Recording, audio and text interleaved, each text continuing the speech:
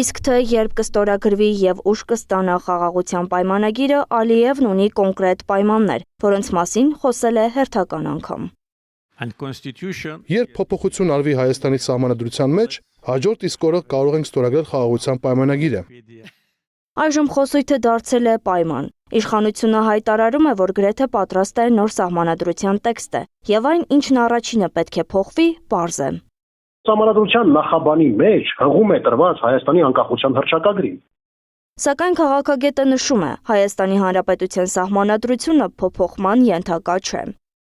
Բանն այն է, որ Հայաստանի Հանրապետության սահմանադրական դատարանը իր 2021 թվականի ապրիլի 29-ի որոշման մեջ արձանագրել է, որ սահմանադրության նախաբանը հանդիսանում է սահմանադրության անփոփոխելի դրույթ։ Այսինքն, տվյալ դեպքում Հայաստանի սահմանադրության նախաբանը, որտեղ հղում է տրված Հայաստանի Հանրապետության անկախության հռչակագրին, որևէ պարագայում ենթակա չէ փոփոխության։